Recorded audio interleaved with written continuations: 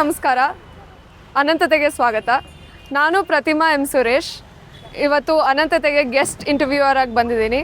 ನಾನು ಮೈಕಾಸ್ college of professional ಸ್ಟಡೀಸಲ್ಲಿ 3rd year BCom financial management ಓದ್ತಾ ಇದ್ದೀನಿ. ವಿ ಮೊಹಲಾದ ಟೆಂಪಲ್ ರೋಡ್ ಪೋಸ್ಟ್ ಆಫೀಸ್ ಎದುರುಗಡೆ ಇರೋ ಹಣ್ಣಿನ ಅಂಗಡಿಗೆ ಬಂದಿದ್ದೀವಿ. ನಾನು ಮತ್ತು ನನ್ನ ಟೀಚರ್ ಆದ ರಾಮಚರಣ್ ಸರ್. ಬನ್ನಿ ಅವ್ರನ್ನ ಮಾತಾಡ್ಸೋಣ. ಒಂದು ಸಾಕ ಎರಡು ತಗೋತೀರಾ? ಎರಡು ತಗೊಬಿಡಿ, ಕಮ್ಮಿ ಕೊಡ್ತೀನಿ, ಹಾಕ್ಕೊಡ್ತೀನಿ. 70 ರೂಪಾಯಿ 70 ರೂಪಾಯಿ ಹಾಕ್ತೀನಿ. 140, 50, 190 ಹಾಕೊಳ್ಳಿ. ಸಾಕ 190. 10 ರೂಪಾಯಿ ನಾಳೆ ಇಸ್ಕೊಬೇಕು, ಕೊಡ್ತೀನಿ ನಾಳೆ. ರಂಗಣ ಏನು ಸಮಾಚಾರ? ಸ್ಟಾರ್ಟ್ ನೋಡಿ, ಯಾರು ಬಂದುಬಿಟ್ರು ನಿಮ್ಗೆ ಗೊತ್ತಿಲ್ಲ. ಹೇಳಿ ಮೇಡಮ್ ಅವ್ರು. ಅಲ್ಲೇ ನೀವೇ ನಿಂತ್ಕೊಳ್ಳಿ. ನಮಸ್ಕಾರ ಸರ್. ನಮಸ್ಕಾರ ಮೇಡಮ್. ಸರ್, ನಿಮ್ಮ ಹೆಸರು ಮತ್ತು ವಯಸ್ಸು? ಮಾಧವ ಸ್ವಾಮಿ, 45. ನೀವು ಎಷ್ಟು ವರ್ಷದಿಂದ ಇಲ್ಲಿ ಹಣ್ಣಿನ? 20 ವರ್ಷದಿಂದ ಇಟ್ಟಿದ್ದೀನಿ. 20 ವರ್ಷದಿಂದ. ನೀವು ಹಣ್ಣಿನ ಅಂಗಡಿ ಇಡಬೇಕು ಅಂತ ಏನಕ್ಕೆ, ಎಲ್ಲಿಂದ ಬಂತು? ನಮಗೆ ಐಡಿಯಾ, ಒಂದು ಕಡೆ ನಾವು ಕೆಲಸ ಮಾಡ್ತಾಯಿದ್ವಿ, 1-2-3 ಕಡೆ ಕೆಲಸ ಮಾಡ್ತಾಯಿದ್ವು. ಆವಾಗ ಯಾರು ನೋಡ್ತಾಯಿದ್ದು, ಅಯ್ಯೋ ಅವ್ರ ಹತ್ರ ಹೋಗಿ ಕೆಲಸ ಮಾಡೋಕ್ಕಿಂತ ನಾವೇ ಸ್ವಂತ ಬಿಸ್ನೆಸ್ ಒಂದು ಓಪನ್ ಮಾಡಿದ್ರೆ ಚೆನ್ನಾಗಿರುತ್ತಲ್ಲ ಅಂತ ಶುರು ಮಾಡಿ ಫಸ್ಟ್ ಶುರು ಮಾಡಿದ್ದು ಸೌತೆಕಾಯಿ, ಆಮೇಲೆ ಫ್ರೂಟ್ಸ್ ಬಂದಿದ್ದು. ಸೊ ಮೊದಲು ತರಕಾರಿ 4 ತಿಂಗಳು ಅಷ್ಟೇ, 3 ತಿಂಗಳು. ನೆಕ್ಸ್ಟ್ ಫ್ರೂಟ್ಸ್ ಶುರು ಮಾಡಿ 20 ವರ್ಷ ಆಗಿದೆ. 20 ವರ್ಷ. ಕರೆಕ್ಟ್ 20 ವರ್ಷ ಆಗಿದೆ. ನಿಮ್ಮ ಮನೇಲಿ ಎಷ್ಟು ಜನ ಇದ್ದಾರೆ? ಹೆಂಡತಿ ಮಕ್ಕಳು? 3 ಜನ. ನಾವು ಗಂಡ, ಹೆಂಡತಿ, ನನ್ನ ಮಗ. ನಮ್ಮ ತಂದೆ ಇದ್ರು ತೀರೋಗ್ಬಿಟ್ರು. ನೀವು ತುಂಬ ವೆರೈಟಿ ಹಣ್ಣುಗಳು ಇಟ್ಟಿದ್ದೀರಾ, ನಂಗೆ ಕಾಣಿಸ್ತಾ ಇದೆ ಅದು. ಆದರೆ ಹಣ್ಣುಗಳು ಕೊಳೆಯೋದು ತುಂಬ ಬೇಗ. ನೀವು ಸ್ಟಾಕ್ ಎಲ್ಲ ಹೇಗೆ? ಸ್ಟಾಕ್ ಅಂದರೆ ಮೇನೇಜ್ ಅಂದರೆ ಅದೇ, ಒಂದು ದಿನಕ್ಕೆ ಜಾಸ್ತಿ ತಂದರೆ 2 ದಿವಸ ಮಡಗ್ಬೋದು ಅಷ್ಟೇ. ಒಂದು ಸತಿ ತಂದರೆ ಲಾಟು 2 ದಿವಸ? ಇಲ್ಲ, ಪ್ರತಿದಿನ ತರ್ತೀವಿ ನಾವು. ಏನೇನು ಖಾಲಿಯಾಗಿ ಇರ್ತದೆ ಅದು ನೋಡಿ ತರ್ತಾ ಇರ್ತೀವಿ. ಅದರಲ್ಲೂ ವೇಸ್ಟ್ ಆಗೋದು ಆಗ್ತಾನೆ ಇರ್ತದೆ, ಬರೋದು ಬರ್ತಾನೆ ಇರ್ತದೆ. ಎಲ್ಲಿಂದ ತರ್ತೀರಾ ಈ ಸ್ಟಾಕ್ ಎಲ್ಲ? ಯಾವ ಮಾರ್ಕೆಟು? ನಾವು ಕೃಷಿ ಉನ್ನತ ಮಾರುಕಟ್ಟೆ ಅಂತ ನ್ಯೂ ಸಹಜ ರೋಡಲ್ಲಿದೆ, ಅಲ್ಲಿಂದ ಪರ್ಚೇಸ್ ಮಾಡ್ಕೊಂಡ್ಬರ್ತೀವಿ. ಹೋಲ್ಸೇಲ್ ಮಾರ್ಕೆಟ್ ಅದು. ಹೋಲ್ಸೇಲ್ ಮಾರ್ಕೆಟ್ ಒಳ್ಳೆ ರೇಟಲ್ಲಿ ಸಿಗುತ್ತೆ ಅಂತ. ಎಲ್ಲ ಬೆಂಗಳೂರು, ಹೈದರಾಬಾದು, ಬಾಂಬೆ ಎಲ್ಲ ಕಡೆಯಿಂದ ಬರುತ್ತೆ. ಬೆಂಗಳೂರಿಂದ ಜಾಸ್ತಿ ತರಿಸ್ತಾರೆ, ಅಲ್ಲಿಂದ ಇಲ್ಲಿ ಡಿಸ್ಟ್ರಿಬ್ಯೂಟರ್ ಆಗುತ್ತೆ. ಇಲ್ಲಿ ನಾವು ತಗೊಂಡು ರೀಟೇಲಲ್ಲಿ ಮಾರ್ಕೊತೀವಿ. ಕಡಿಮೆ ಬೆಲೆಗೆ ಸಿಗುತ್ತೆ ಅಂತ ತೊಗೊಳ್ತೀರಾ ಅಥವಾ ಫ್ರೆಶ್ ಆಗಿರುತ್ತೆ ಅಂತ ತೊಗೋತೀರಾ ಹಣ್ಣುಗಳು? ಕಡಿಮೆ ಬೆಲೆ ಅಂತೆಲ್ಲ ಬರೋದೇ ಫ್ರೆಶ್ ಮಾಲ್. ಪ್ರತಿ ರೈತರು ಅಲ್ಲಿಗೆ ಹಾಕೋದು, ಇವರು ಅಲ್ಲಿಗೆ, ಎಲ್ಲರೂ ಅಲ್ಲಿಗೆ ಬರೋದು. ಕಡಿಮೆ ಬೆಲೆ ಅಂತಲ್ಲ, ಫ್ರೆಶ್ ಮಾಲೇ ಬರೋದು ಅಲ್ಲಿಗೆ. ಅದರಲ್ಲಿ ಅವರು ಮಡಿಕೊಂಡಿರ್ತಾರೆ, ಒಂದಿನ ವ್ಯಾಪಾರ ಆಗದಲ್ಲಿ ಏನು ಮಾಡೋಕ್ಕಾಗಲ್ಲ. ನಮಗೆ ಮಾರನೇ ದಿನಕ್ಕೆ ಬೇಕು ಅಂತ ತಗೋಬೋದು, ಬೇಡದಿಲ್ಲ. ನಮಗೆ ಬೇಕಾಗಿರೋ ಫ್ರೆಶೇ ನಾವು ತಡ್ಕೊಂಬರೋದು. ಅದರಲ್ಲಿ ನಮ್ಮದೇ ಅಲ್ಲಿ ಹಳೇದಾಗ್ತಾ ಇರುತ್ತೆ, ಏನು ಮಾಡೋಕ್ಕಾಗಲ್ಲ. ವ್ಯಾಪಾರ ಆಗಲ್ವಲ್ಲ, ಅದಕ್ಕೆ ಆ ದಿನಕ್ಕೆ ಹಳೇದಾಗುತ್ತೆ. ದಿನ ಫ್ರೆಶ್ ಬರೋದು ಬರ್ತಾನೆ ಇರುತ್ತೆ, ಖಾಲಿ ಆಗ್ತಾನೆ ಇರುತ್ತೆ, ಮೂವ್ ಮಾಡ್ತಾನೆ ಇರ್ತೀವಿ, ಹಾಕೋದು ಆಗ್ತಾನೆ ಇರ್ತೀವಿ. ತಗೊಳ್ಳಿ. 2 kg ಬರ್ತದೆ ಅಷ್ಟೇ ಇದೆ. ಚಳಿ 10 ರೂಪಾಯಿ ಅದು ಕೊಡ್ತೀವಿ, ಚಿಲ್ಲರಿಲ್ಲ ಅಂತ ಕೊಟ್ಟಿದ್ದು. ಹೇಳಿ ಈಗ ಕೇಳಿ ಮೇಡಮ್, ಕೇಳಿ ಮಾತಾಡಿ. ಏನಿಲ್ಲ, ಅದೇನಿಲ್ಲ, ನಮ್ಗೆ ಅಭ್ಯಾಸ ಆಗಿರುತ್ತೆ. ನಮಗೆ ಸುಮ್ಮ ಬಂದು ಮಾಡ್ತಾನೆ ಇರ್ತಾರೆ. ಇವಾಗ ಈ ಥರ ಪ್ಯಾಕೇಜ್ ಆಗಿರೋ ಹಣ್ಣುಗಳೆಲ್ಲ ಎಲ್ಲಿಂದ ತರ್ತೀರಾ? ಇದೆಲ್ಲ ಬೆಂಗಳೂರಿಗೆ ಬರುತ್ತೆ. ಬೆಂಗಳೂರಿಂದ ಇವರು ಇಲ್ಲೇ ಒಂದು 2 ಮಂಡಿಯವ್ರು ತರಿಸ್ತಾರೆ. ಪ್ರತಿದಿನ ಬರ್ತದೆ ಅದು, ಪ್ಯಾಕೇಜ್ ಆಗಿರೋದು ಎಲ್ಲ ಬರುತ್ತೆ. ಅವ್ರ ಹತ್ರ ನಾವು ತಗೋತೀವಿ. ನಾವು ಒಂದು 2 ದಿವಸ ಮಡಿಕ ಮಾರ್ಬೋದು ಅಷ್ಟೇ. ಫ್ರೀಸರಿಂದ ಬರೋದು ಇಲ್ಲ, ಅದರಿಂದ ಜಾಸ್ತಿ ದಿನ ಇಡೋಕ್ಕಲ್ಲ. ನೆನ್ನೆ ತಂದಿದ್ದೀನಿ, ಇವತ್ತು ಮಾರ್ಕೋತೀನಿ. ಹೋಗಲ್ಲ ಅಂತ ಮೂವಿಂಗ್ ಆದರೆ ಅರ್ಧ ಬೆಲೆ ಮಾರಿರ್ತೀವಿ ನಾವು. ಅದು ಬೇರೆ. ಈ ವ್ಯಾಪಾರ ಆಗಲ್ಲ ಅಂದರೆ 100 ಬರೋದ 70 ಅಂತೀವಿ, 60 ಅಂತೀವಿ, ಖಾಲಿ ಮಾಡ್ತೀವಿ. ಸೇಲ್ ಮಾಡಿಬಿಟ್ಟು ತಿರ್ಗಿ ನಾಳೆ ಬೇರೆ ತರ್ತೀವಿ. ಆ ಥರ ನಮ್ಮದು. ಇಲ್ಲೇ ಇಟ್ಕೊಂಡ್ರೆ ಕೊಳ್ತೈತಲ್ಲ ಅದು. ಮತ್ತೆ ಆ ಕೊಳ್ತಿರೋ ಹಣ್ಣೆಲ್ಲ ಏನು ಮಾಡ್ತೀರಾ? ಅದೇ ಹಾಕಿದ್ವಲ್ಲ ಹಸುಗಳ್ಗೆ, ಅಲ್ಲಿ ನೋಡಿ ಡಸ್ಟ್ಬಿನ್, ಹಸುಗಳಿಗೆ ಹಾಕ್ಬಿಡ್ತೀರಾ ಅಷ್ಟೇ? ಯಾರೂ ಕೊಡೋಲ್ಲ. ಕೊಳ್ತೋಗಿರಲ್ಲ ಡಸ್ಟ್ಬಿನ್. ಅಲ್ಲಿ ನೋಡಿ ಬರ್ತದೆ ಡೈಲಿ. ಈಗ 4ನೇ ಹಸ ಇದು ಮೇಯ್ಕೊಂಡು ಹೋಯ್ತಾ ಇರ್ತದೆ. ಕೊಳ್ತೋಗಿರೋಲ್ಲ ಅದಕ್ಕೇ.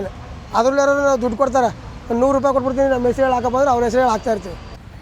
ಇವಾಗ ನಿಮ್ಮ ಅಂಗಡಿ ಪಕ್ಕನೇ ದೊಡ್ಡ ಸೂಪರ್ ಮಾರ್ಕೆಟ್ ಲಾಯಲ್ ವರ್ಲ್ಡ್ ಇದೆ, ಅಲ್ಲೂ ಹಣ್ಣು ತರಕಾರಿ ಎಲ್ಲ ಸಿಗುತ್ತೆ. ನಿಮ್ಮ ವ್ಯಾಪಾರಕ್ಕೆ ಅದೇನಾದರೂ ತೊಂದರೆ ಆಗಿಲ್ಲ. ಅವ್ರದ್ದು ಅದೇ, ಆ ಕಸ್ಟಮರ್ ಅಲ್ಲಿ ತಗೋತಾರೆ, ಈ ಕಸ್ಟಮರ್ ಇಲ್ಲಿ ತಗೋತಾರೆ. ಅಲ್ಲಿಗೆ ಹೋಗೋರು ಅಲ್ಲಿಗೆ ಹೋಗ್ತಾರೆ, ಇಲ್ಲಿ ಬರೋ ಇಲ್ಲಿಗೆ ಬರ್ತಾರೆ. ಈಗ ಬೇಕಾದಷ್ಟು ಹೋಟ್ಲ್ ಇರ್ತದೆ, ಅಲ್ಲಿ ಹೋಗೋ ಹೋಟ್ಲ್ ತಿಂತಾರೆ, ಇಲ್ಲಿ ಫಾಸ್ಟ್ ತಿಂತಾರಲ್ಲ ಹಂಗೆ. ಅದೇನು ಕಂಪೇರ್ ಮಾಡೋಂಗಿಲ್ಲ. ಅವು ಫ್ರೂಟ್ಸು ಒಂದೇ. ಅವ್ರು ಎಲ್ಲಿ ತಗೋತಾರೆ, ನಾವು ಅಲ್ಲೇ ತಗೊಳ್ಳೋದು. ನಮ್ಮದೇನು ಬೇರೆ ಇಲ್ಲ. ಅವರು ಒಂದೇ ಕಡೆ, ನಾವು ಒಂದೇ ಕಡೆ. ಫ್ರೂಟ್ಸನ್ನು ಬೇರೆ ತಗೊಳ್ಳಲ್ಲ. ಇಲ್ಲಿ ನಿಮಗೆ ಕಸ್ಟಮರ್ಗಳು ಬರ್ತಾರಲ್ಲ, ಅವರು ಏನೋ ಇವಾಗ 1 kg ಆ್ಯಪಲ್ ತೊಗೊಳಕ್ಕೆ ಅಂತ ಬಂದಿರ್ತಾರೆ. ಆದರೆ ಅವ್ರು ಇನ್ನೂ ಜಾಸ್ತಿ ತೊಗೊಳ್ಳಿ ಅಂತ ನೀವೇನಾದ್ರು ಮಾತಾಡಿ ಏನಾದ್ರು ಹೆಂಗೆ ಮಾತಾಡ್ತೀರಾ? ಅವ್ರಿಗೆ 1 kg ಕೇಳಿದ್ರೆ ಮೇಡಮ್ ಚೆನ್ನಾಗಿದೆ ಇದು ಇವಾಗ ಮೊದಲಿಗಿಂತ ಚೆನ್ನಾಗಿ ಬಂದಿದೆ, ಇನ್ನೊಂದು kg ಜಾಸ್ತಿ ಹಾಕ್ತೀವಿ ಅಂತೀವಿ. ಬೇಡಪ್ಪ ಸಾಕು ಅಂದರೆ ಅಷ್ಟೇ ಕೊಡ್ತೀವಿ. ಇಲ್ಲ ನಾನು ಹೇಳ್ದಂಗೆ ಆಯಿತು ಕೊಡಪ್ಪ ನೀವು ಹೇಳಿದ್ಮೇಲೆ ಅಂದರೆ 1.5 kg ಹಾಕ್ಕೊಡ್ತೀವಿ. ಆ ಥರ ಈಗ ಅವ್ರು 1 kg ಕೇಳಿದ್ರು ಮುಗಿಸಿ 1.5 ಕೊಟ್ಟಮೇಲೆ ಈಗ ಆ ಥರ ಕೊಡ್ತಾ ಇರ್ತೀವಿ. ಇರ್ತಾರೆ ಕಸ್ಟಮರ್ಗೆ ಹೇಳ್ತಾರೆ 1 kg ಕೇಳಿದ್ರೆ 2 kg ಕೊಡ್ತೀವಿ, 2 ಕೇಳಿದ್ರೆ 3 ಕೊಡ್ತೀವಿ. ಸೂಪರ್. ನಮ್ಮ ಕಸ್ಟಮರ್ಗಳು ಅಂದರೆ ಅದೇ ನಾವು ಹೇಳ್ತೀವಿ ಚೆನ್ನಾಗಿದೆ ತಗೊಳ್ಳಿಂದಾಗ ತಗೋತಾರೆ ಅವರು. ಈಗ ಫೋನ್ ಮಾಡಿ ಹೇಳಿದಾಗಲೇ ಹಂಗೆ ಹೇಳೋದು ಅವ್ರಿಗೆ. ಅರ್ಧ ಸಾಕು ಅಂದರೆ ಒಂದೇ ಕೊಟ್ಟಿರ್ತೀವಿ, 1 ಪ್ಯಾಕೆಟ್ ಸಾಕು 2 ಪ್ಯಾಕೆಟ್ ಕೊಟ್ಟಿರ್ತೀವಿ. ವ್ಯಾಪಾರ ಅಂದರೆ ಹಂಗೆ ಮಾಡ್ಬೇಕಲ್ಲ, ಒಂದೊಂದೇ ಕೇಳಿ ಒಂದೊಂದೇ ಕೊಟ್ಟಾಗ ನಿಮ್ಗೆ ಆಗಲ್ಲ.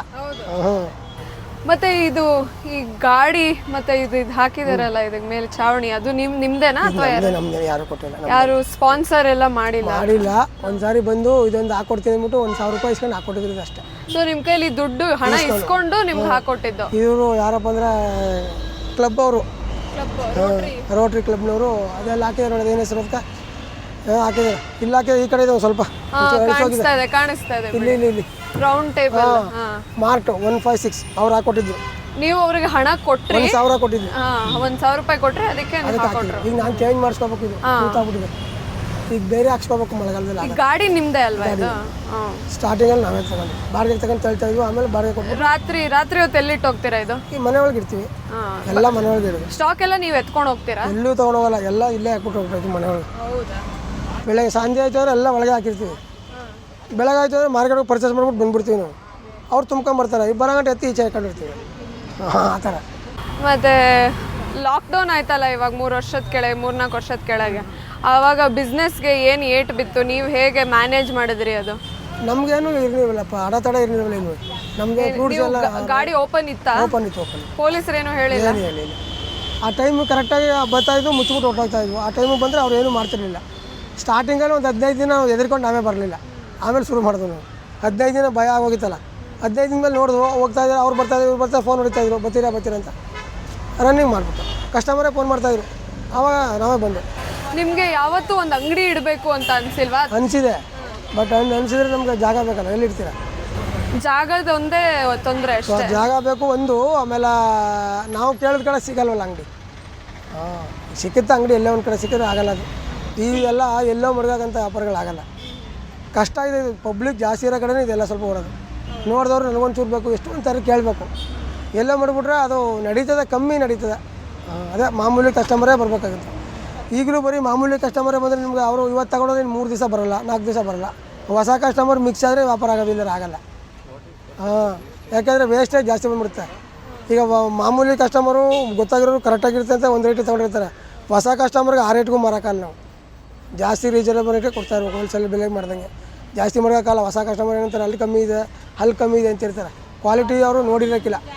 ಸ್ವಲ್ಪ ಕ್ವಾಲಿಟಿ ಚೆನ್ನಾಗಿರೋದು ತರಬೇಕಾದ್ರೆ ಒಂದು 10 ರೂಪಾಯಿ ಜಾಸ್ತಿನೇ ಇರ್ತಿದೆ ಅವಾಗಲೂ. ಎಷ್ಟು ವೇಸ್ಟೇಜ್ ಆಗುತ್ತೆ ನಿಮಗೆ ಒಂದು ಲಾಟ್ ತಂದರೆ? ಒಂದೊಂದು ದಿನ ಬರ್ತದೆ, 1% ಕಮ್ಮಿ ಬರುತ್ತೆ, ಏನು ಮಾಡೋಕ್ಕಾಗಲ್ಲ. ಈಗ ಒಂದು 20 kg ಸಪೋಟ ತಗೊಂಡ್ರೆ 2 kg ಹೋಗುತ್ತೆ, 20 kg ಕಿತ್ತೆ ಅಂತ ತಗೊಂಡ್ರೆ 2 kg ಹೋಗುತ್ತೆ. ಅಷ್ಟೇ ತರೋದು ನಾವು ಜಾಸ್ತಿ ತರೋಕ್ಕಲ್ಲ. ಒಂದು 30 kg ಪಪ್ಪಾಯ ತಗೊಂಡ್ರೆ ಒಂದು 3 kg 4 kg 5 kg ಮೆತ್ತೆ ಆಗುತ್ತೆ. ಈಗ ಬಾಳೆಹಣ್ಣು ತಗೊಂಬಂದು ನೋಡಿಲಿ, ಈಗ 7-8 kg ಹೋಗಿದೆ, ಏನು ಮಾಡೋಕ್ಕಾಗಲ್ಲ. ವ್ಯಾಪಾರ ಆಗಲಿಲ್ವಲ್ಲ ಅದು. ವೇಸ್ಟೇಜ್ ಜಾಸ್ತಿ. ನಿಮ್ಮದು ಯಾವುದು ಜಾಸ್ತಿ ವ್ಯಾಪಾರ ಆಗೋದು? ಯಾವ ಹಣ್ಣು? ನಮ್ದೆಲ್ಲ ಈಕ್ವಲ್ ಆಗಿ ಹೋಗುತ್ತೆ, ಎಲ್ಲ ಈಕ್ವಲ್ ಆಗಿ ಹೋಗುತ್ತೆ. ಪಪ್ಪಾಯ ಒಂದು ಸ್ವಲ್ಪ running. Special fruits strawberry, blueberry ಅಂಥದ್ದು ಚೆನ್ನಾಗಿ ಓಡುತ್ತೆ. ಕಸ್ಟಮರ್ ರೆಗ್ಯುಲರ್ ಕಸ್ಟಮರ್ ಇರೋದ್ರಿಂದ ಸ್ವಲ್ಪ ಪರವಾಗಿಲ್ಲ. ವೇಸ್ಟೇಜ್ ಬರ್ತದೆ, ಏನು ಮಾಡೋಕ್ಕಲ್ಲ. ಈಗ ನಾವು ವೇಸ್ಟು ಅಂತ ಕೂತ್ಕೊಳ್ಳೋಕ್ಕಾಗಲ್ವಲ್ಲ. ಈಗ 4 ದಿನ ಕೆಲ್ಸಕ್ಕೆ ಹೋಗ್ಬಿಟ್ಟು 4 ದಿವಸ ಕೆಲಸ ಇಲ್ಲದೆ ಎಷ್ಟು ಜನ ಇರ್ತಾರೆ ನೋಡಿ, ಅದೇ ಥರ ಇದು. ನಾವು ಅದೇ ಬೇಕು, ನಮ್ಗೆ ಇದೇ ಬೇಕು ಅನ್ನೋಕ್ಕಲ್ಲ. ಎಲ್ಲ ಥರನೂ ಅಡ್ಜಸ್ಟ್ ಮಾಡ್ಕೊಂಡು ಹೋಗ್ಬೇಕು. ಮಳೆಗಾಲ ಬಂದಾಗ ಎಷ್ಟು ಪರಿಸ್ಥಿತಿ ಗೊತ್ತಾ, ಬರ್ತಾ ಇರುವಾಗ ನೀರು ಚೊಡ್ತಾ ಇರುತ್ತೆ, ಜಾರು ಬಿದ್ದಿದ್ದೀವಿ ಒಳಗಡೆ ಎಷ್ಟೋ ಸತಿ. ಅದೇನು ಮಾಡೋಕ್ಕಲ್ಲ. ಈಗ ಬೇಸಿಗೆಗಾಲದಲ್ಲಿ ಏನೂ ಇರೋಲ್ಲ, ಆರಾಮಾಗಿ ಕೂತಿರ್ತೀವಿ. ಮಳೆಗಾಲ ಸ್ವಲ್ಪ ಪ್ರಾಬ್ಲಮ್ ಇರುತ್ತೆ, ಕಸ್ಟಮರ್ ಬರೋಲ್ಲ. ಕೊಳ್ತು ನೀರು ಬಿದ್ದಾಗಲೇ ಒಂಥರ ಇದು ಚೇಂಜ್ ಆಗುತ್ತೆ, ತೊಳೆದಾಗಲೇ ಒಂಥರ ಕಾಣಿಸುತ್ತೆ, ಹಂಗೆ ಮಡಗಿದ್ರೆ ಒಂಥರ ಕಾಣಿಸುತ್ತೆ. ಫ್ರೂಟ್ಸೆಲ್ಲ ಹಂಗೇ. ದ್ರಾಕ್ಷಿ ನೀರು ಬೀಳ್ತು ಅಂದರೆ ನಾಳೆಗೆ ಕೊಳ್ತೋಗ್ಬಿಡ್ತಾ ಇದು ನೀರು ಹಚ್ಚಿ ಮಾಡಿಬಿಟ್ರೆ ನಾಳೆಗೆ ಕಣ್ಣು ಕಳ್ಕೊಂಬಿಡ್ತದೆ. ಇದು ಹಿಂಗೆ ಇಟ್ಟರೆ ಏನಾಗಲ್ಲ, ತೊಳೆಯೋಕ್ಕಾಗಲ್ಲ. ದಿನಕ್ಕೆ ಎಷ್ಟು ಕಸ್ಟಮರ್ ಬರ್ತಾರೆ ಅಂದಾಜಿನ ಮೇಲೆ? ತರಾವರಿ ಹೇಳೋಕ್ಕಾಗಲ್ಲ. ಒಂದು ದಿವ್ಸಕ್ಕೆ 20 ಕಸ್ಟಮರ್ ಬರ್ತಾರೆ, ಒಂದು ದಿವ್ಸಕ್ಕೆ 30 ಕಸ್ಟಮರ್ ಬರ್ತಾರೆ, ಒಂದು ದಿವ್ಸಕ್ಕೆ 40 ಬರ್ತಾರೆ, ಒಂದು ದಿವ್ಸಕ್ಕೆ ಅಂದರೆ ಚಿಲ್ಲರೆ ಅಲ್ಲ ಅಷ್ಟೇ, ಒಂದು 30-40 ಗಂಟೆ ಬರ್ತಾರೆ. ವ್ಯಾಪಾರ ಚೆನ್ನಾಗಿ ನಡೆಯುತ್ತಾ ಇದೆ? ತುಂಬ ಜಾಸ್ತಿನ ತುಂಬ ಕಮ್ಮಿನ ಒಂದೇ ಲೆವೆಲಲ್ಲಿ ಇದೆ. ನಿಮಗೆ ಯಾರು ಫೋನ್ ಮಾಡಿ ಆರ್ಡರ್ ಕೊಡ್ತೀವಿ ಅಂದರೆ ನೀವು ರೆಡಿ ಕೊಡ್ತೀವಲ್ಲ ಬರ್ತಾ ಇರ್ತಾರೆ. ಒಂದು 2-3 ಮನೆಯವ್ರು ತಗೋತಾರೆ, ಬರೋಕ್ಕಾಗಲ್ಲ, ಫೋನ್ ಮಾಡಿ ಹೇಳ್ತಾರೆ, ತಗೊಂಡೋಗೋರ್ಗೂ ಕೊಡ್ತೀನಿ. ಅವ್ರಿಗೇನೇನು ಬೇಕು ಕೇಳ್ತೀನಿ, ಇಂತಿಂಥದ್ದು ಬೇಕು ಅಂತ ತೊಗೊಂಡು ಕೊಡ್ತೀನಿ. ಎಲ್ಲ ಗೂಗಲ್ ಪೇ ಫೋನ್ಪೇನೇ ಜಾಸ್ತಿ, ಕ್ಯಾಶ್ ಕಮ್ಮಿನೇ. ಗೂಗಲ್ ಪೇ ಅವ್ರು ಸಾಲ ಕೊಡ್ತಾ ಇದ್ದಾರಲ್ಲ ಈಗ ನೀವು? ಕೊಡ್ತಾ ಇದ್ದಾರೆ, ಇಲ್ಲ ಬೇಡಿ ಅಂತ ಹೇಳಿದ್ದೀನಿ ನಾನು. ಕೇಳಿದ್ರು, ಬಂದು ಪೇಟಿಎಮ್ನವ್ರು ಕೇಳಿದ್ರು, ಅವರು ಎಲ್ಲ ಬಂದು ಕೇಳಿದ್ರು. ಏನಕ್ಕೆ ಬೇಡ ಅಂತ ಹೇಳಿದ್ರೆ? ನಮ್ಮದು ಮನೆ ಮೇಲೆ ಲೋನ್ ಇದೆ, ಅದು ಕಟ್ಟೋದೇ ಕಷ್ಟ. ಇದು ತಗೊಂಬಿಟ್ಟು ಇವರು ಇಲ್ಲೇ ಗೋರ್ಕೊಂಬಿಟ್ರು, ಅವ್ರು ಕಟ್ಟೋಕೆ ಎಲ್ಲಿ ಕೊಟ್ಟರು? ಅದಕ್ಕೆ ಬಡ್ಡಿ ಕಡಿಮೆ ಅಲ್ವಾ ಅದು? ಮನೆ ಲೋನ್ ಕಡಿಮೆ ಅಲ್ಲ. ಈಗ ನಮ್ಗೇನು ಅಂದರೆ ಒಂದು ಕಡೆ ಸಾಲ ಮಾಡ್ಕೊಂಡ್ರೆ ಒಂದು ಕಡೆ ನಿಮ್ಮದಾಗಿರ್ಬೋದು. ಈಗ ಒಂದು ದಿವಸ ಆಗಲ್ಲ, ಇರ್ಬೋದು, ಆಗಲೇಬೇಕು ಅಂದಾಗ ಏನು ಮಾಡ್ತೀರಾ? ಇನ್ನೂ ಜಾಸ್ತಿ ಒತ್ತಡಗಳು ಜಾಸ್ತಿ ಆಯ್ತವೆ. ಇರೋದ್ರಲ್ಲೇ ನಿಮ್ಮದೇ ಹೋಗ್ತಾಯಿದ್ವಿ ಅಷ್ಟೇ. ತುಂಬ ಆಸೆ ಪಟ್ಕೊಂಡು ಎಲ್ಲ ಮಾಡ್ಕೊಳಕ್ಕೆ ಸ್ವಲ್ಪ ತೊಂದರೆ, ಸಾಕು ಅಂತ ಹೋಗ್ತಾಯಿದ್ವಿ. ನೀವು ಹುಟ್ಟು ಬೆಳೆದಿದ್ದೆಲ್ಲ ಮೈಸೂರು? ಹುಟ್ಟು ಬೆಳೆದಿದ್ದು ಎಲ್ಲ ನಾವು ಇಲ್ಲ, ಚಾಮರಾಜನಗರದ ಹತ್ರ ಒಂದು ಅಲ್ಲೇ ಹುಟ್ಟು ಬೆಳೆದಿದ್ದು. ಅಲ್ಲಿ ನಾವು 24 ವರ್ಷ ಅಲ್ಲಿದ್ವಿ. ಅಲ್ಲಿ 20 ವರ್ಷ, ಇನ್ನೊಂದು 4 ವರ್ಷ ಹೊರಗಡೆ ಕೆಲಸ ಮಾಡಿದ್ವಿ. ಆಮೇಲೆ ಇಲ್ಲಿ ಬಂದು ಈಗ ಒಂದು 20 ವರ್ಷ ಆಗಿದೆ, 45 ವರ್ಷ ಆಗ್ತೀವಿ ಟೋಟಲ್. ಬಂದಿದ್ದು ಮೈಸೂರಿಗೆ ಕಾರಣ? ಈ ವ್ಯಾಪಾರ ಮಾಡ್ಕೊಂಡು ಬರೋಣ ಅಂತ ನಮ್ಮ ತಾಯಿ ತೀರೋಗ್ಬಿಟ್ರು ಆ ಟೈಮಲ್ಲಿ. ಆವಾಗ ನಮ್ಮ ತಂಗಿ ಇಲ್ಲಿಗೆ ಮದುವೆ ಆಗಿದ್ರು, ಅವ್ರು ಕರ್ಕೊಂಬಂದರು, ಬನ್ನಿ ಅಲ್ಲಿ ಏನಾರು ಒಂದು ಕೆಲಸ ಸಿಕ್ಕಿದ್ದು ನೋಡೋಣ ಅಂತ. ಆವಾಗ ಕೆಲಸ ನೋಡೋಕ್ಕಂತ ಬಂದು ವ್ಯಾಪಾರನೇ ಶುರು ಮಾಡ್ತಾಯಿದ್ದೀನಿ. ಎಲ್ಲ ವೀಡಿಯೋ ಮಾಡ್ತಾಯಿದ್ದಾರೆ.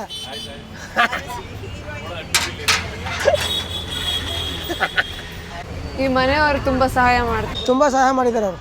ಅವರಿಂದನೇ ನಾವು ಅದಕ್ಕೆ ಬೆಳೆಸ್ತಾ ಇರೋದು. ಈಗ ಅವ್ರದ್ದು ಬೇರೆ ತೊಂದರೆ ಆಗಿದೆ, ಎಲ್ಲಿ ಬದುಕಾಗಿರ್ತದೆ. ಅವರೇ ಎಲ್ಲ ಜಾಗ ಕೊಟ್ಟಿರೋದು. ಈಗೆಲ್ಲ ಗಾಡಿ ಒಳಗೆ ಎಲ್ಲ ಥರ ತುಂಬ್ತಾ ಇರ್ತೀವಿ ಒಳಗೆ. ಪೊಲೀಸ್ ಅವರು ಏನು ತೊಂದರೆ ಕೊಡಲ್ಲ? ಎಲ್ಲ ಪೊಲೀಸವ್ರು ತೊಂದರೆ ಕೊಡೋಕ್ಕೆ ಈ ಪಬ್ಲಿಕ್ಕಿಗೆ ತೊಂದರೆ ಇಲ್ವಲ್ಲ. ಪಾಯಿಂಟ್ ಏನು ಅಂದರೆ ನಿಮಗೆ ಪಬ್ಲಿಕ್ಕಿಗೆ ತಿರ್ಗಾಡೋಕೆ ತೊಂದರೆ, ಅದು ಇದು ಬರೋ ತೊಂದರೆ ಆದರೆ ಅವ್ರು ಬರ್ತಾರೆ, ಕಂಪ್ಲೇಂಟ್ ಕೊಡ್ತಾರೆ, ನಿಲ್ಸೋಕ್ಕಾಗಲ್ಲ ಜಾಗ ಅಂದರೆ. ಇವಾಗ ಇಲ್ಲಿ ಏನು ತೊಂದರೆನೇ ಇಲ್ವಲ್ಲ ಅವ್ರಿಗೆ, ಆರಾಮಾಗಿ ಫುಟ್ಪಾತಿ ತಿರ್ಗಾಡ್ತಾರೆ. ಇನ್ನು ನಾವು ಹಿಂದೆ ಇದ್ದೀವಲ್ವಾ, ಏನು ತೊಂದರೆ ಇಲ್ಲ ಅವ್ರಿಗೆ, ಒಬ್ರಿಗೂ ತೊಂದರೆ ಇಲ್ಲ, ಅದರಿಂದ ಏನು ತೊಂದರೆ ಇಲ್ಲ. ಅದೇ ಫುಟ್ಪಾತ್ ಇಲ್ಲಿಗೆ ಬಂದಾಗ ನಮಗೆ ತೊಂದರೆ ಆಗುತ್ತೆ. ಹತ್ತಿರಕ್ಕೆ ಬಂದ್ಬಿಟ್ಟಾಗ ಏನಾಗುತ್ತೆ, ಇಲ್ಲಿ ಅವ್ರು ತಿರ್ಗಾಡಕ್ಕೆ ಹೋದಾಗ ನಾವೆಲ್ಲಿ ನಿಲ್ಸ್ಕೊಳಕ್ಕೆ ಅಂಥ ಟೈಮ್ ಕಷ್ಟ. ಅಷ್ಟೇ ನೋಡೋಣ. Thank you sir. Thank you. ಅದು